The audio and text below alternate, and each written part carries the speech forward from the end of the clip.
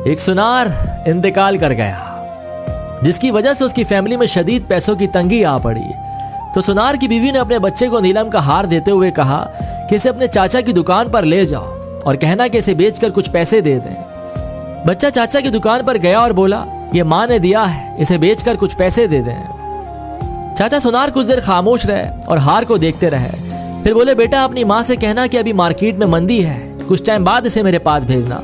जब मार्केट अच्छी हो जाएगी तो उसके अच्छे पैसे भी मिल जाएंगे। साथ साथ चाचा ये भी समझ गए थे कि इनको पैसों की बहुत जरूरत है, तो उन्होंने बच्चे को कुछ पैसे देकर कहा कि कल से मेरी दुकान पर काम करने आ जाना। बच्चा अगले दिन से काम पर आ गया और चाचा की दुकान पर हीरे जवाहरात की परख का काम सीखने लगा। कुछ टाइम बाद जब वो अपने काम में माहिर हो गया तो दूर दूर से लोग उससे हीरे जवाहरात की परख कराने आने लगे। तो एक दिन चाचा उस लड़के से बोले, अभी मार्केट अच्छी है तो अपनी माँ से वो नीलम का हार ले आओ। लड़का घर गया और अपनी माँ से नीलम का हार मांगा कि चाचा मांग रहे हैं। माँ हार लाई तो लड़का उसे देखकर चौंक गया और बोला, माँ ये तो नकली है, और हार वहीं छोड़कर वापस चाचा के पास आ गया। चाचा ने पूछा, हार नहीं लाए?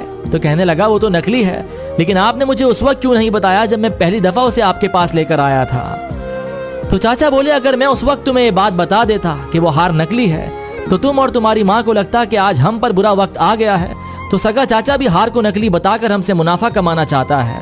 लेकिन आज तुम इस लायक हो गए हो कि तुमने फौरन उसे परख लिया कि वो हार नकली है। अक्सर हम गलत फहमियों का शिकार होकर अपने ही करीबी रिश्तों से दूरी बना लेते हैं या उन्हें खो बैठते हैं। तो अगर आपको इस सब से बचना है तो हर बार हमेशा सच्चाई को ही परखना है।